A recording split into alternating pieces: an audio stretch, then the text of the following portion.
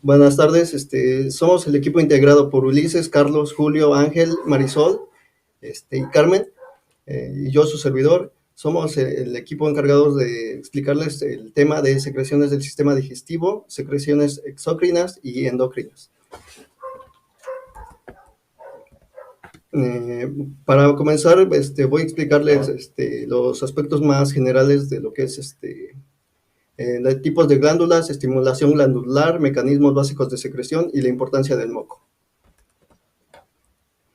Como generalidades, podemos encontrar que existen glándulas secretoras en lo que es todo el sistema digestivo, que conlleva desde la boca hasta el ilion, que en este trayecto existe la secreción de enzimas digestivas y la secreción de moco, esa conlleva desde la boca hasta el ano. Como podemos ver en la primera imagen, es una imagen de una glándula enzimática. Y en la segunda imagen es haciendo un pequeño zoom hacia las partes amarillas que se ven de la primera, en la cual se ve la liberación de enzimas. Eh, para explicar las glándulas secretoras, lo voy a dividir en cuatro tipos. Serían las mucosas, que secretan moco; las criptas de Lieberkühn, que son células secretoras especializadas; después las tubulares, que secretan ácido pepsinogénico; y las complejas, que son salivales, pancreáticas y de hígado.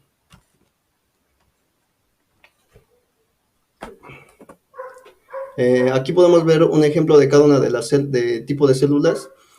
Todas estas imágenes son sacadas del libro de Guyton. En el primero es la de mucosa, y como ves son las más simples, y de las más complejas o especializadas serían las de criptas de Lieberkühn.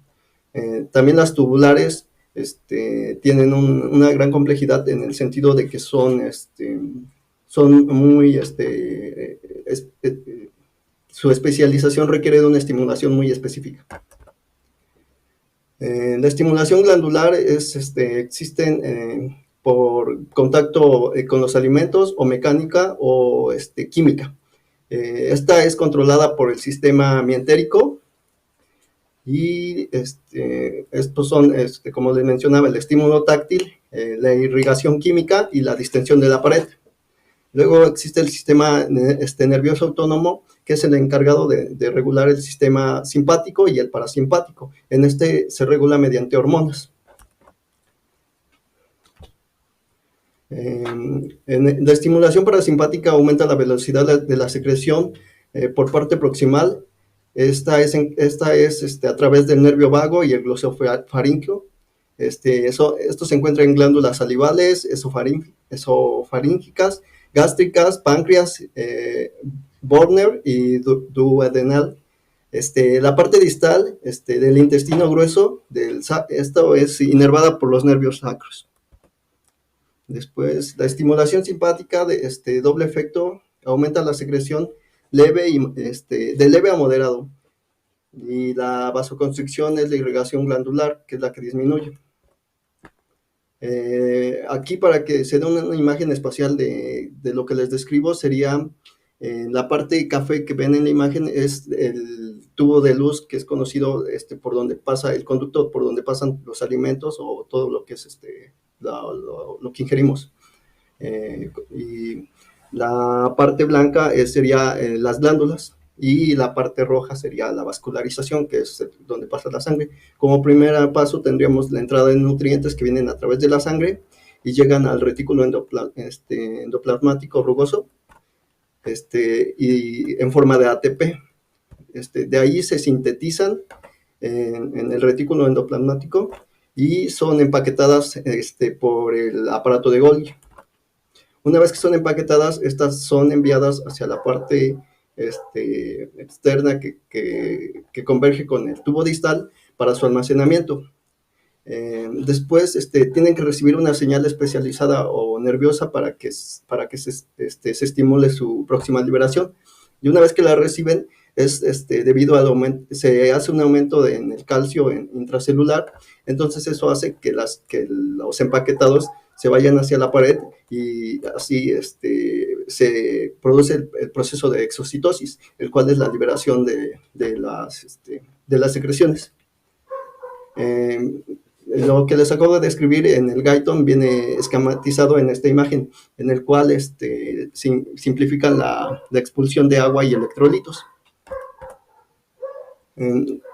Como tal, también otro tema importante que sería aquí revisar sería la importancia del moco. Como tal, el moco está constituido por agua, electrolitos y glucoproteínas. Estas tienen la función de adherente, que es para que encapsulan los alimentos y se unen a ellos. Tienen una facilidad para hacer esto. Lubricante para evitar el contacto de los alimentos con la pared del estómago o del intestino o de cualquiera de las partes del sistema digestivo. Filante, el término filante en esta parte se refiere a que permite el desplazamiento de los alimentos. Y resistente, se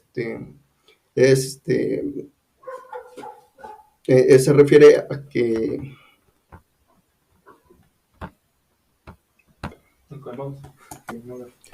resistente se refiere a que puede resistir a los jugos gástricos sin modificar o alterar su composición química. Y amortiguador es un regulador del pH que mantiene los pHs estables a través de todo el tubo digestivo. Aquí podemos ver una tabla sobre los porcentajes de liberación con la saliva con 1000 mililitros diarios, y que a continuación va a explicar mi compañero. Y en total tenemos una liberación de 6.700 mililitros diarios que son secretados diariamente por todo lo que es el conducto de tubo digestivo. Bueno, ahora lo que sigue sería el tema de la secreción de saliva. Recordemos que la saliva es una secreción exócrina. La saliva se compone de dos tipos de secreción, que será la serosa y una secreción mucosa. Las principales glándulas que se encuentran dentro del sistema vocal serán las parótidas y las mandibulares y las sublinguales, que estas últimas son las que se encuentran debajo de la lengua, vaya. La secreción diaria de saliva siempre llega a oscilar entre los 800 a los 1500 mililitros, lo que es se mantiene siempre entre 1000 mililitros, lo que es un litro de saliva diaria, se podría decir. El pH de esta saliva se encuentra entre 6 a 7, lo cual es un pH neutro. Dentro de la saliva se puede encontrar que la saliva contiene dos tipos principales de secreción proteica: la secreción serosa, que es rica en petialina, o la amilasa, que es una enzima destinada a digerir los almidones, y una secreción mucosa con abundante mucina, que la mucina tiene una función antibacteriana, que básicamente lo que hace es mantener limpia la boca y la protege de caries.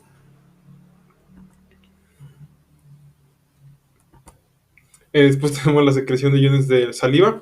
La saliva, en comparación con el plasma, es hipotónica y alcalina, por lo cual tiene una concentración más alta de potasio y de sodio. La secreción de saliva se produce en dos fases. En la primera intervienen los acinos y en la segunda intervienen los conductos salivales. La secreción salivar, en la fase de los acinos producen una secreción primaria que contiene petialina, mucina o ambas sustancias en una solución de iones con una concentración no muy distinta a la del líquido extracelular, aunque sí llega a variar. Cuando la secreción primaria pues llega a fluir entre los conductos, establecen dos procesos de transporte activo que modifican en gran medida la composición iónica de la saliva. En primer lugar, se produce una reabsorción activa de iones de sodio a lo largo de todo el tubo salival o el conducto salival, y al mismo tiempo pues se secreta activamente iones de potasio, por lo cual se absorbe sodio, pero también se está excretando al mismo tiempo potasio. Se intercambian por los iones, los sólidos por los de potasio. De esa forma se reduce mucho la concentración salival de iones de sodio, al tiempo que aumenta la de potasio. Pero pues, algunas veces la reabsorción de sodio supera, o casi siempre supera, la secreción de potasio, por lo que en los conductos salivales se crea una negatividad de alrededor de 70 milivoltios. En segundo lugar, el epitelio ductal secreta iones bicarbonato hacia la luz del conducto. Esa secreción se debe al aumento en parte a un intercambio pasivo de bicarbonato por cloruro, aunque también podría ser consecuencia de un proceso de secreción activa.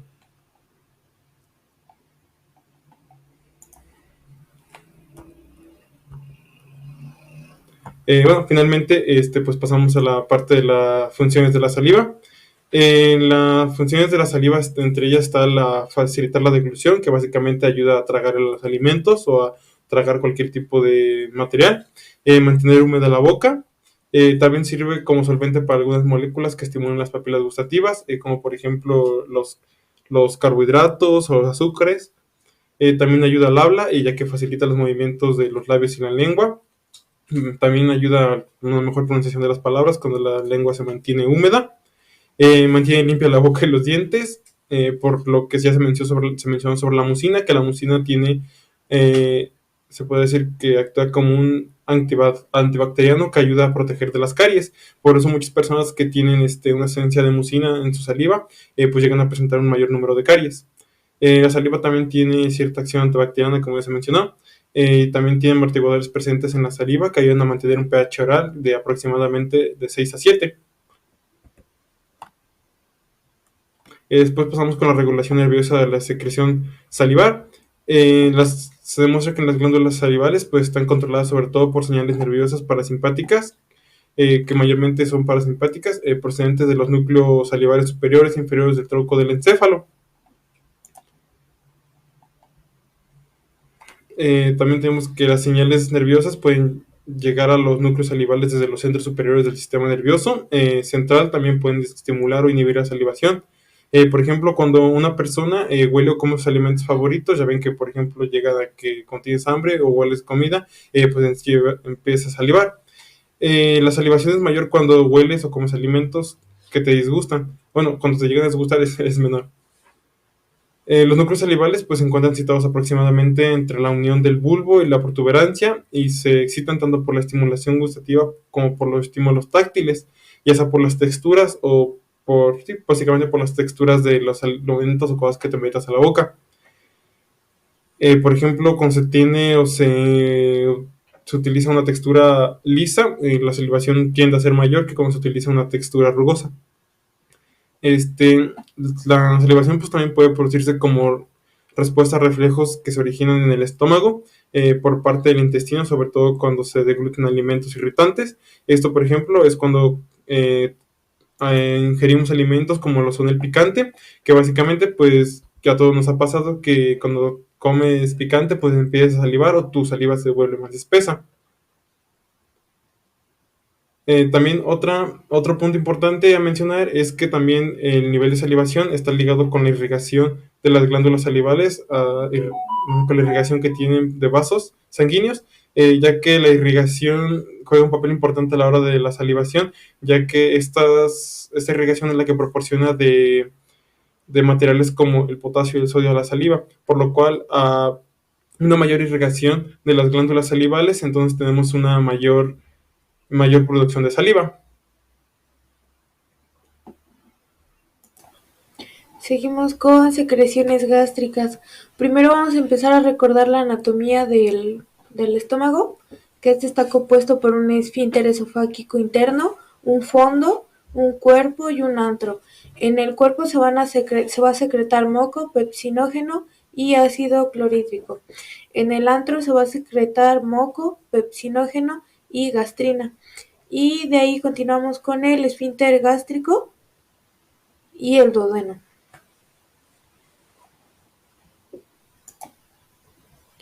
De ahí vamos a tener que está compuesto de dos glándulas, las glándulas exónticas, que también son conocidas como glándulas gástricas, y las glándulas pilóricas. En las glándulas gástricas hay tres tipos de células. Las células mucosas van a producir moco, las células pépticas van a producir pepsinógeno y las células parietales van a producir ácido clorhídrico y factor extrínseco. En las glándulas pilóricas, el moco que es producido de estas va a ayudar al estómago a protegerse del ácido clorhídrico. Y en las glándulas pilóricas también se secreta hormona gástrica. Aquí tenemos una imagen de lo que es la composición de estas células. Y seguimos con los factores que estimulan la secreción de gastrina, que sería la acetilcolina, gastrina y histamina. Estas van a producirse para la estimulación parasimpática de las células pépticas parietales de la mucosa. La secreción y activación del pepsinógeno, las células pépticas y mucosas van a secretar el pepsinógeno. Va a unirse al ácido clorhídrico y se va a convertir en pepsina. La pepsina va a producirse solamente en ambientes ácidos. De ahí la secreción del factor extrínseco por las células parietales. Cuando las células parietales mueren, deben de tener una regeneración, y cuando esto no pasa, que es más probable en los pacientes con gastritis, va a producir una anemia perniciosa, que esto se va a deber porque va a disminuir la secreción de ácido gástrico, y entonces los eritrocitos van a empezar a madurarse.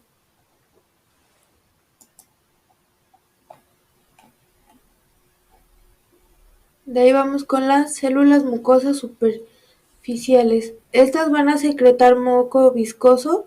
Es un escudo protector de la pared gástrica, que va a tener las acciones de lubricar, facilitar el desplazamiento de los alimentos, y es una sustancia alcalina.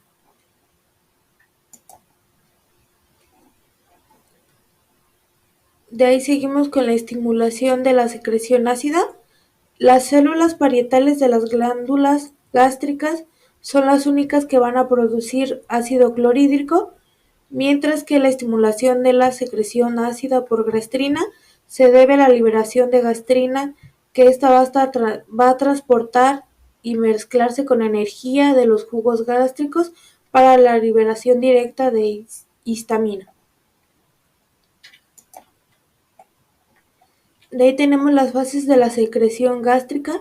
Vamos a empezar con la fase cefálica, que esta pues es principalmente en la corteza cerebral, en los centros del apetito, de la amígdala y el hipotálamo.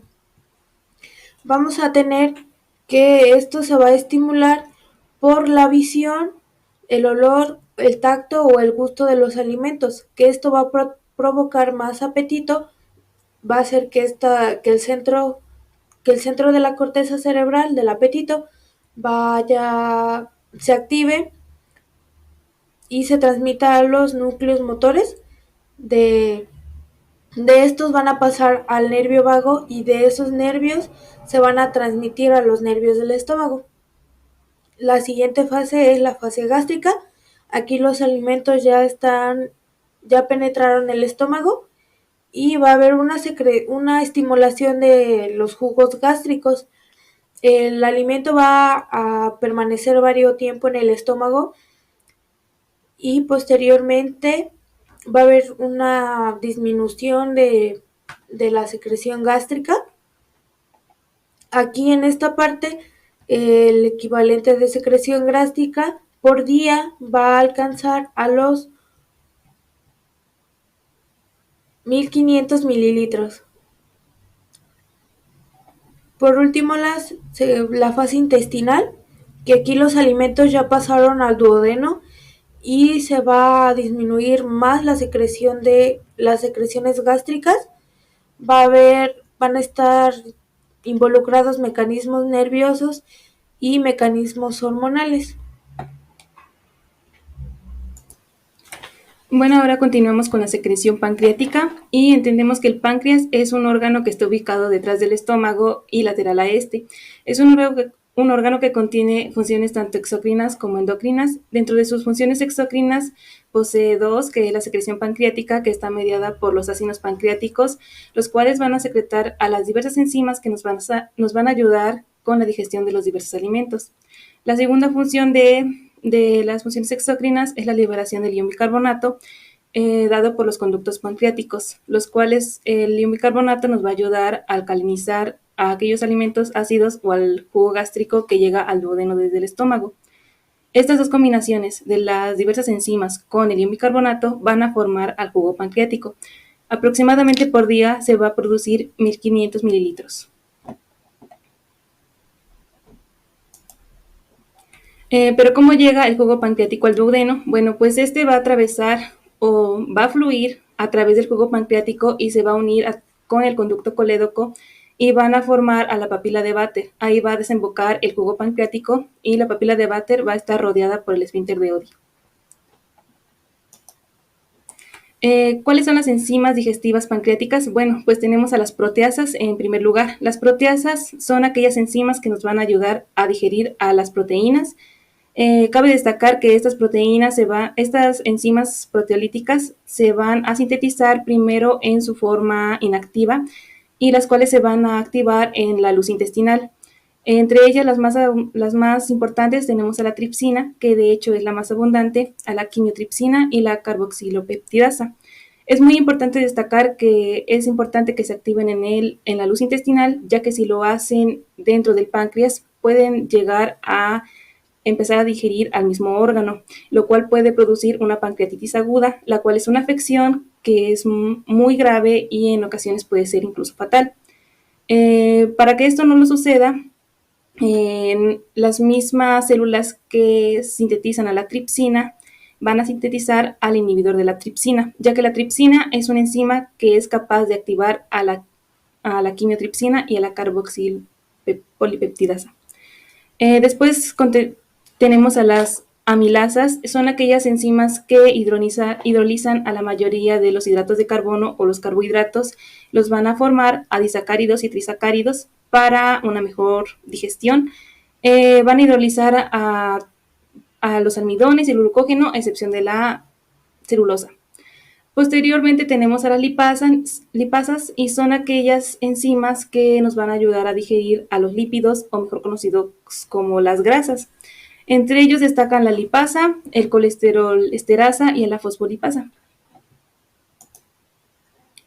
La secreción de iones bicarbonato. La secreción de bicarbonato y el agua va a estar secretado por las células epiteliales de los conductillos y de los conductos que nacen de los ácidos pancreáticos. Esto es muy importante, ya que el ion bicarbonato permite neutralizar todo el ácido clorhídrico que llega al duodeno desde el estómago. La regulación de la secreción pancreática va a estar regulada por 3 estímulos. El primero de ellos es la acetilcolina y esta va a estar liberada por las terminaciones nerviosas del nervio vago y por algunas otras de los nervios colinérgicos del sistema nervioso autónomo. La colecistocinina va a ser el segundo estímulo y se va a secretar por la mucosa del duodeno y las primeras porciones del yeyuno. Y esta se va a secretar cuando el alimento llega al intestino delgado. Estas primeras dos sustancias van a estimular a las células acinares, lo cual va a provocar que éstas secreten a las enzimas digestivas. El tercer estímulo es la secretina y esta va a estar secretada por la mucosa duodenal y yeyunal, pero a diferencia de la colecistocinina, esta se va a secretar cuando los alimentos son muy ácidos. Y esto va a estimular a la secreción del bicarbonato sódico, precisamente para alcalinizar el jugo gástrico. Eso es muy importante. Cabe destacar que esos estímulos, cuando actúan al mismo tiempo, no se van a sumar, sino que van a potenciar o a multiplicarse. Y bueno, al igual que en las fases de la secreción gástrica, las fases de la secreción pancreática va a estar mediada por 3 fases, que la primera de ellas es la cefálica. Esta va a estar producida por las señales de las terminaciones nerviosas producidas por las diferentes modalidades, como lo es la visión, el olor, el tacto y el gusto de algunos alimentos. Estos van a mandar señales nerviosas al sistema nervioso central a través de los nervios vagos y van a liberar acetilcolina. Esta va a estimular a los ácidos pancreáticos y esos a su vez van a estimular la producción o la síntesis de enzimas digestivas. Y estas enzimas digestivas en la fase cefálica van a constituir el 20% del jugo pancreático. Posterior a esto va a continuar la secreción del jugo pancreático y en la fase gástrica se le va a añadir del 5 al 10% de las enzimas pancreáticas totales después de una comida. Y por último, la fase intestinal, que es la más importante y es la última, es cuando va a empezar cuando el quimo entra en el intestino delgado en la porción del duodeno. Va a producir la estimulación de las células S que van a producir la estimulación de la secretina y va a estimular también a las células L que van a estimular la secreción de las células L van a estimular la producción de las enzimas colecistocinina y estas van a producir el 70% del jugo pancreático. Bueno, entonces seguimos con las secreciones de bilis por el hígado. Este es un tipo de secreción exócrina, en donde el hígado secreta bilis aproximadamente unos 600 a 1000 mililitros al día. ¿Qué funciones tiene la bilis? La bilis permite la ingestión y absorción de las grasas, esto con ayuda de sus ácidos biliares, que permiten emulsionar partículas grandes, haciéndolas más pequeñas para que lo que es la lipasa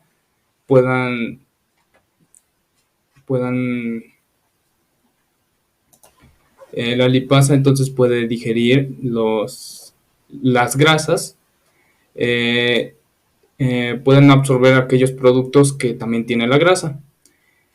Otra función que tiene la bilis es excretar los desechos de la sangre, como lo es la bilirrubina y el colesterol en exceso.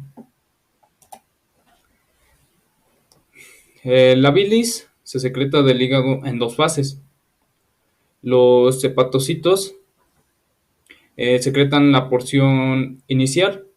Estos pasan por los canalículos biliares que se encuentran situados entre los hepatocitos. Esta primera porción fluye a través de los canalículos, atravesando los tabiques interlobulares y van desembocando hacia los conductos biliares terminales, para terminar en el conducto hepático y el colédoco. De esta forma puede llegar directamente al duodeno o pueden ir directamente hacia la vesícula biliar para almacenarse.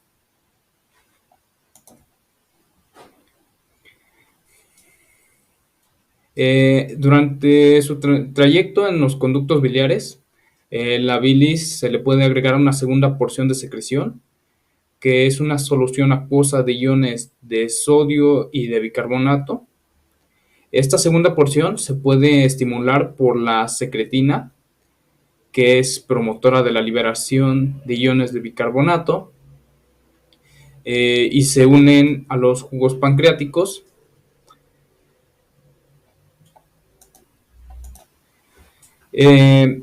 Esta solución acuosa de iones de sodio y bicarbonato llega y neutraliza los ácidos que llegan al duodeno. Es decir, que los ácidos no deberían de llegar al duodeno, y esta porción de secreción permite que se pueda neutralizar lo que son los ácidos. El almacenamiento y concentración de la bilis en la vesícula biliar. Bien sabemos, la bilis se almacena en la vesícula biliar, esto hasta que se requiera utilizar en el duodeno.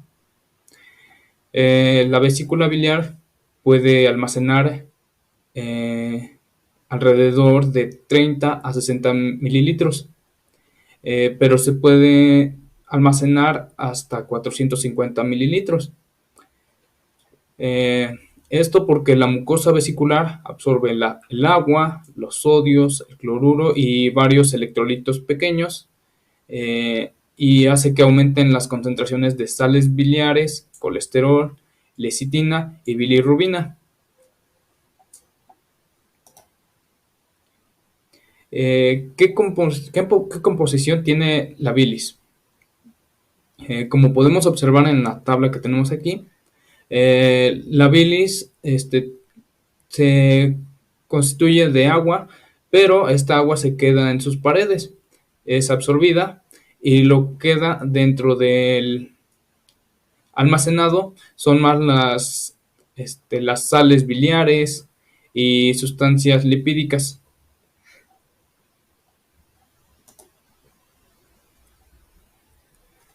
La colecistocinina estimula el vaciamiento vesicular. La vesícula se vacía cuando es estimulada por alimentos grasos que alcanzan al duodeno. Su vaciamiento es por contracciones rítmicas de sus paredes, pero para ser más eficaz requiere una relajación simultánea del esfínter de Oddi, que vigila la desembocadura del colédoco y el duodeno.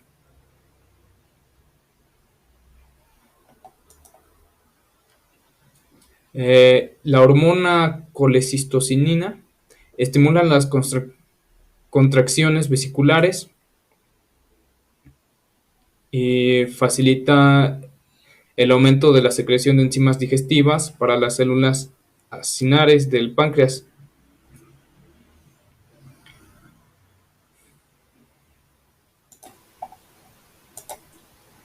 Las sales biliares, las células hepáticas sintetizan alrededor de 6 gramos de sales biliares al día, que estas sales biliares son precursoras de la dieta o bien pueden ser sintetizadas por los hepatocitos. El colesterol se convierte en ácido cólico o ácido quenodesoxicólico. Estos se pueden combinar principalmente con la glicina y en menor cantidad con la taurina, formando ácidos biliares como la gluco y la tauroconjugada.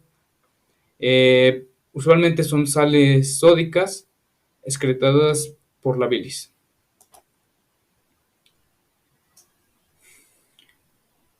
Las sales biliares tienen una acción detergente para partículas de grasas. Esto ayuda en la absorción de ácidos grasos.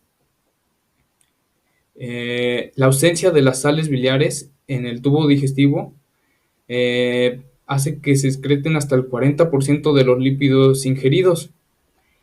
Las sales biliares vuelven a recircular en la bilis alrededor de 17 veces hasta que vuelven a ser excretadas. La hormona secretina estimula ácidos biliares y aumenta la secreción biliar, aumentando los valores hasta el doble de lo normal y por varias horas después de la ingesta de comida.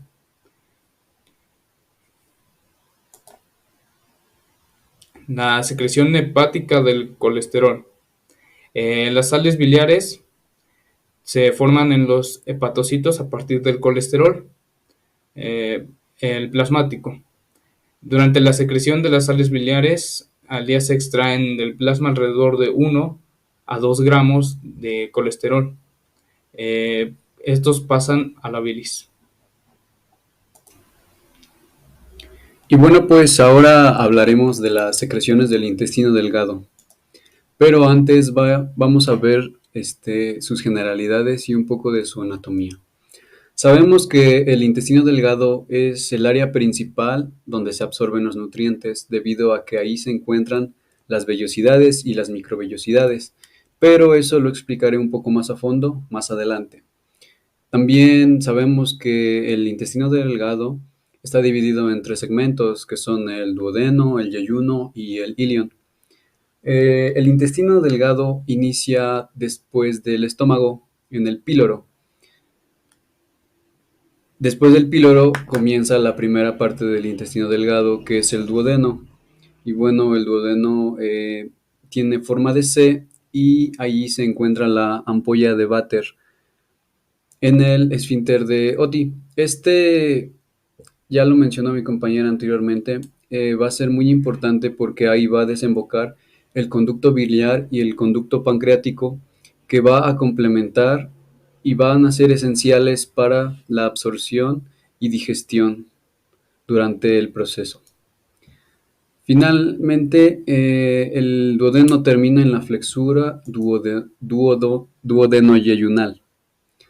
Después comenzamos con la segunda porción, que es el yeyuno, que es la sección intermedia del intestino delgado. Y finalmente, con el ilion, es la última sección del intestino delgado. El ilion se va a conectar con el intestino grueso o el colon ascendente mediante la unión iliocecal.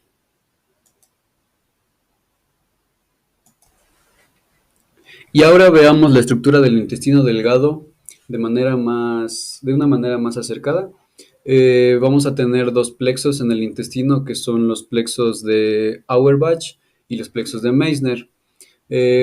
Vamos a tener que el intestino delgado está rodeado por el músculo longitudinal y va a tener un peritoneo que se llama lámina del peritoneo. Ahí se van a encontrar los nervios simpáticos, los vasos linfáticos, que van a servir para funciones de desecho, que tienen funciones inmunitarias que ayudan a combatir infecciones. También vamos a encontrarnos con los vasos mesentéricos. Ahora, en una vista más microscópica, hablemos de la cripta de Lieberkühn. Esta se encuentra entre las vellosidades intestinales y tienen la función de secreción de líquido hídrico e isotónico. ¿Qué quiere decir esto? Que estas van a ayudar a que exista un equilibrio en la entrada y en la salida de agua. También vamos a tener las células de Brumer y las células calciformes, cuya función principal es la secreción de moco. También vamos a encontrarnos células que se llaman enterocitos, que estos van a ayudar a la secreción de agua y de electrolitos. Retomando la secreción del moco por las glándulas de Brunner en el duodeno, vamos a tener que las glándulas se activan por diferentes estímulos. Los principales son por estímulos irritantes de la mucosa duodenal, es decir, cuando se ingieren comidas, como lo dice, irritantes o muy picosas.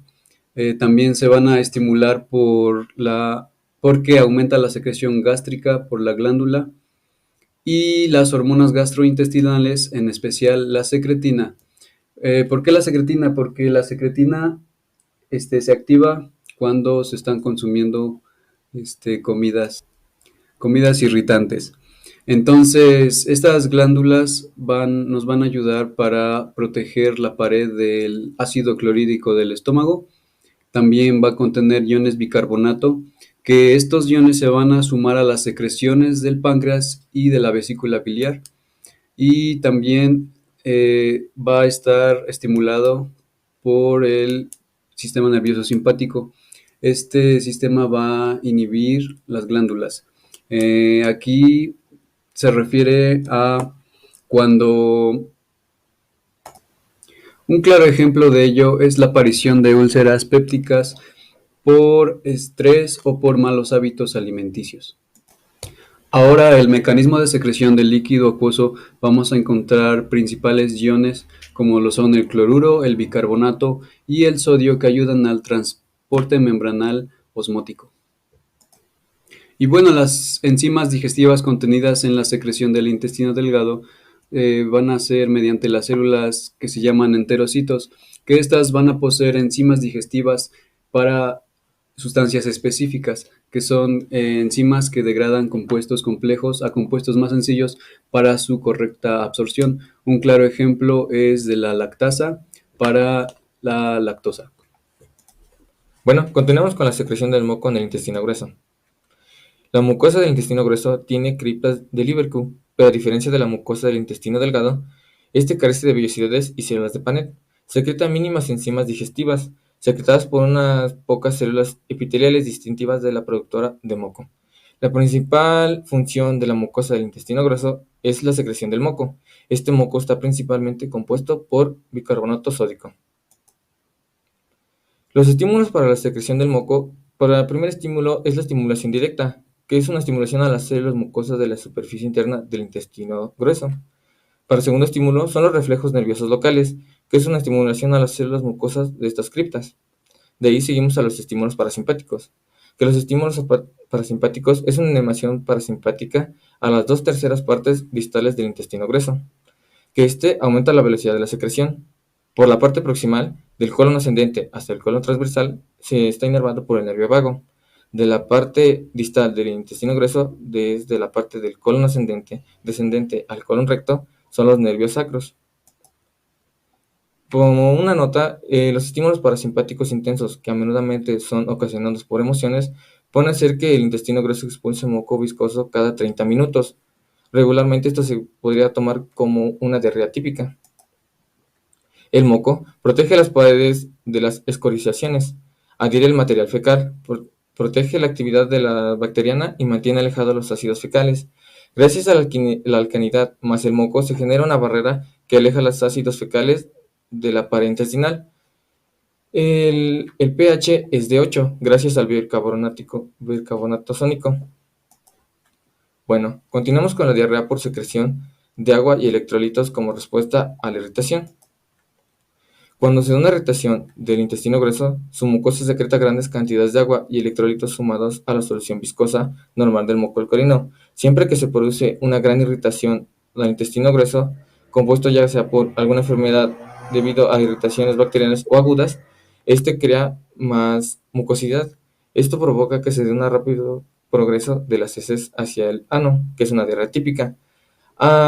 Siempre de los factores la heces sale rápido, también puede llamarse peritalitis, con el objetivo de arrastrar los factores irritantes por la misma diarrea para una recuperación rápida, ya que se aumenta la secreción de este moco, se da una recuperación rápida de la pared. Muchas gracias por su atención, nosotros somos el equipo 3.